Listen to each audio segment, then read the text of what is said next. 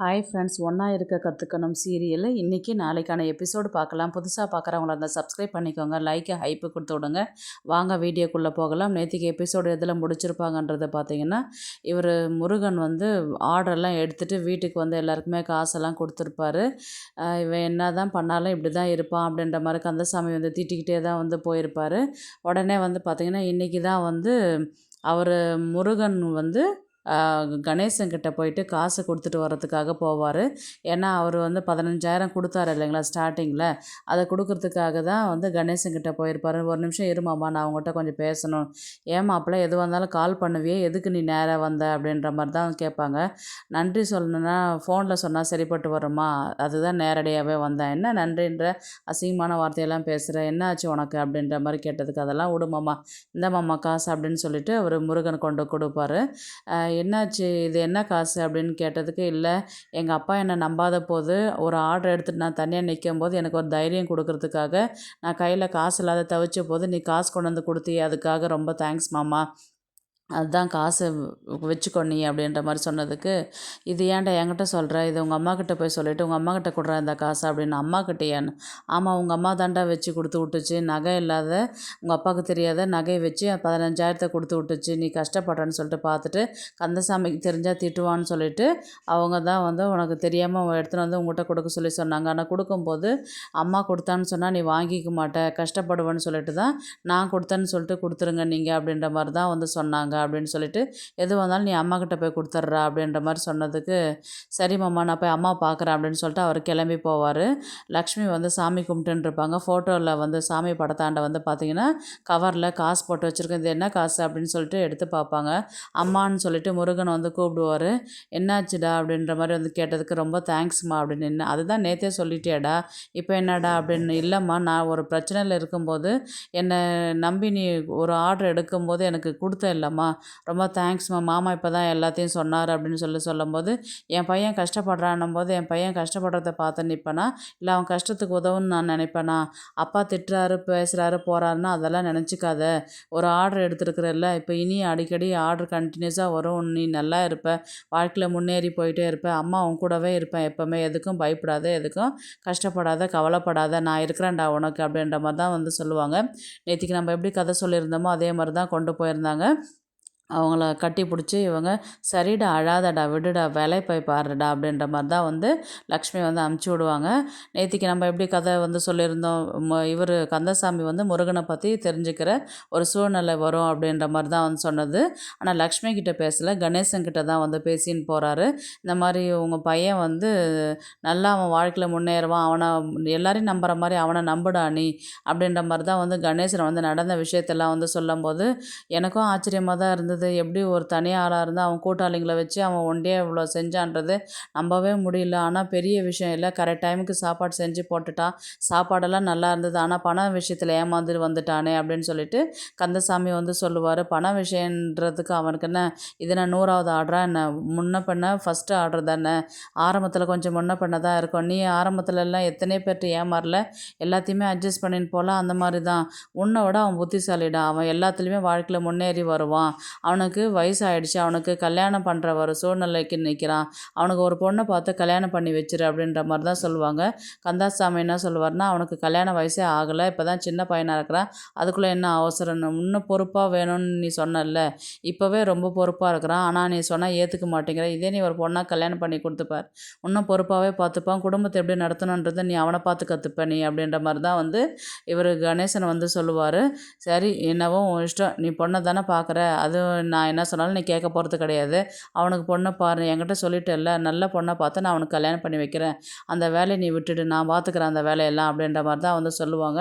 அடுத்தது வந்து பார்த்திங்கன்னா இவர் குமரனும் சரஸ்வதி தான் பேசுகிற மாதிரி இருக்கும். சரஸ்வதி வந்து பார்த்திங்கன்னா, ஐயோ என்ன யார்கிட்டயா ஃபோன் பண்ணி பேசிகிட்டு இருக்கிற நீ அப்படின்ற மாதிரி தான் வந்து கேட்பாங்க. இல்லை என் ஃப்ரெண்டுக்கிட்ட தான், இல்லை 2 வாட்டி ரிங் போச்சு, அடுத்து சுவிட்ச் ஆஃப் பண்ணிட்டான், அவனை பற்றி எனக்கு தெரியும், நான் தான் உங்கள்கிட்ட சொன்னேன்ல, அவன் ஒய்ஃபுக்கு உடம்பு சரியில்லைன்னு சொல்லிட்டு உங்கள்கிட்ட இருந்து பணத்தை வாங்கிட்டு போய் அவன் கொடுத்து விட்டுருந்தான். நீ வந்து நான் அன்றைக்கே சொன்னேன், அவன் இப்போ ஏமாற்றி வாங்குறான், பணத்தை கொடுக்காதன்னு சொல்லிட்டு சொன்னேன். நான் அது பேச்சு யார் பேச்சையும் கேட்கல. அத்தை மாமாவுக்கு தெரிஞ்சாலும் திட்டுவாங்கன்னு சொல்லியும் அவ்வளோ திமிரா நீ என்ன பண்ண, என் தாலி சரடு வாங்கிட்டு போயிட்டு நகையை வச்சு 35,000 பணம் கேட்குறான்னு கொடுத்து விட்ட. இன்றைக்கி இப்போ கொடுத்துட்டு 2 நாளில் மீட்டு தரேன்னு சொல்லிட்டு கொண்டு வந்து கொடுத்தேன். இன்றைக்கி கிட்டத்தட்ட 6 மாதம் ஆகுது, இன்னும் வரல, அவன் ஃபோன் எடுக்க மாட்டேங்கிறான் அப்படின்ற மாதிரி தான் சொன்னதுக்கு, யோ அவன் வீடு தான் தெரியும் இல்லை, நீ போய் அவங்ககிட்ட கேளு, அவன் சட்டையை பிடிச்சி கேளு, பணத்தை கேட்டு வாங்கிட்டு வா.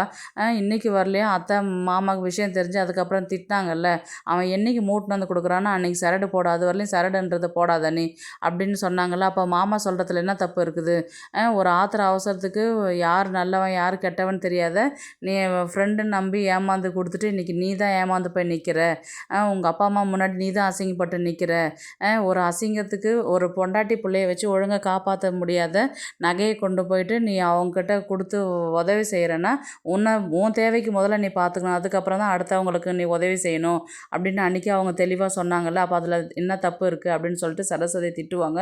எனக்கு தெரியாதுயா, இன்னும் 2 நாள் தான் உனக்கு டைம், என் நகையை கொண்டு வந்து கொடுக்கலன்னா நான் உன்னை சும்மா விட மாட்டேன் அப்படின்னு சொல்லிட்டு அவங்க அங்கேருந்து கிளம்பி கோச்சிக்கிட்டு போயிடுவாங்க.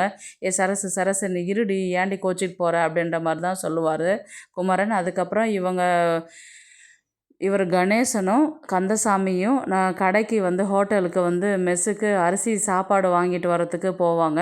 அரிசி வந்து பார்த்திங்கன்னா நல்லா பிராண்டாக இருக்கணும், சரியாக சாதம் வந்து இப்போ உபரி அதிகமாக வர மாட்டேங்குது, புது அரிசி கொடுத்து ஏமாத்திடுறானுங்க பசங்கிட்ட, அதனால் நானே தான் வந்து வாங்கிட்டு வரலான்னு வந்தேன், நான் கூட கொஞ்சம் வாயேன் அப்படின்ற மாதிரி கணேசன்கிட்ட சொல்லுவார்.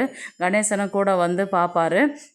நீ பசங்களெல்லாம் அனுப்பாத கந்தசாமி, அவனுங்களை ஏமாத்திடுவாங்க, எதுவாக இருந்தாலும் நீயே வாங்கி போடு, இந்த வயசுலேயே நானே போய் எல்லா வேலையும் செய்யறதுக்கு அப்புறம் எதுக்கு அவனுங்க இருக்கிறானுங்க அப்படின்ற மாதிரி தான் வந்து அவர் சொல்லுவார். சரி இருந்தாலும் பரவாயில்ல, சரி வா போய் பார்த்துட்டு போய் ஆர்டர் கொடுத்துட்டு போகலாம் அப்படின்ட்டு இவங்க கிளம்பி போகும்போது கந்தசாமி ஃப்ரெண்டு ஒருத்தர் பார்ப்பார்.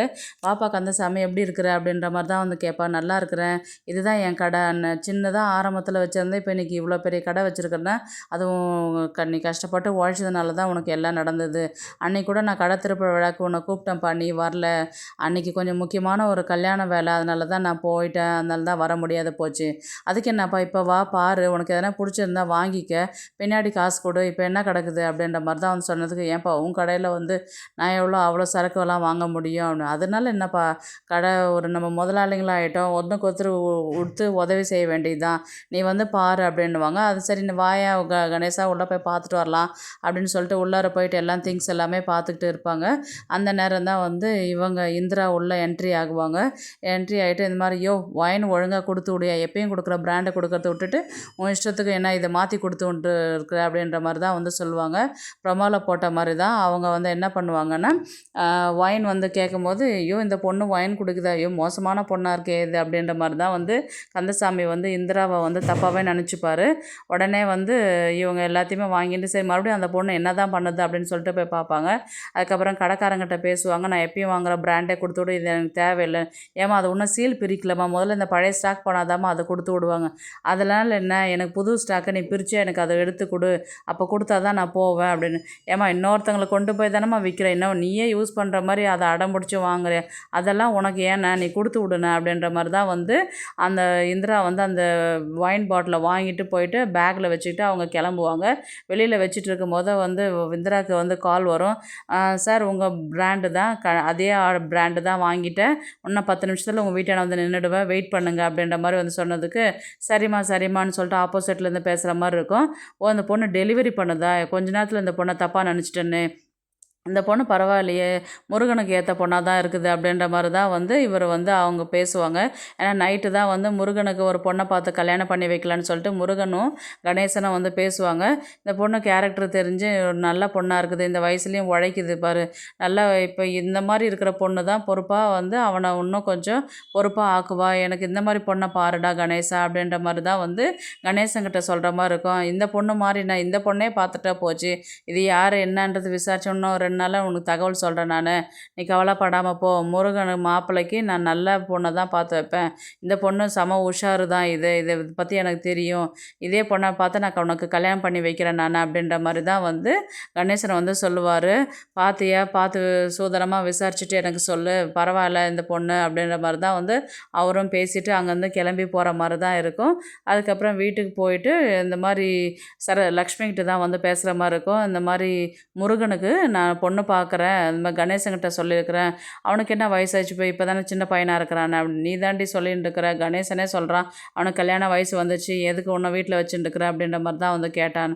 அதுக்கு என்ன அப்போ பொண்ணை பார்த்துட்டா போச்சு, எங்கள் சொந்தக்கார சைடில் கூட ஒரு பொண்ணு இருக்குன்னு, அம்மா உன் சொந்தக்கார சைடும் ஆனால் ஒன்றும் வேணாம், நான் கணேசன்கிட்ட சொல்லியிருக்கிறேன், கணேசன் பார்த்து வைப்பான் பொண்ணு அப்படின்ற மாதிரி வந்து சொன்னதுக்கு, ஆமாம் நான் எது சொன்னாலும் ஏதாவது ஒன்று நொட்டை கண்டுபிடிங்க, அதில் எங்கள் வீட்டு சைடுனாவே உங்களுக்கு ஆகாது அப்படின்ற மாதிரி தான் வந்து அவங்க கோச்சிட்டு உள்ளார போவோம். போடி போ, என் பையனுக்கு நல்ல மாப்பிள்ளையே பொண்ணை பார்த்து நான் கல்யாணம் பண்ணி வைப்பேன் அப்படின்ற மாதிரி தான் வந்து கந்தசாமி நினச்சிக்கிட்டே இருக்கிற மாதிரி இருக்கும். அப்படியே வந்து எபிசோட முடிப்பாங்க.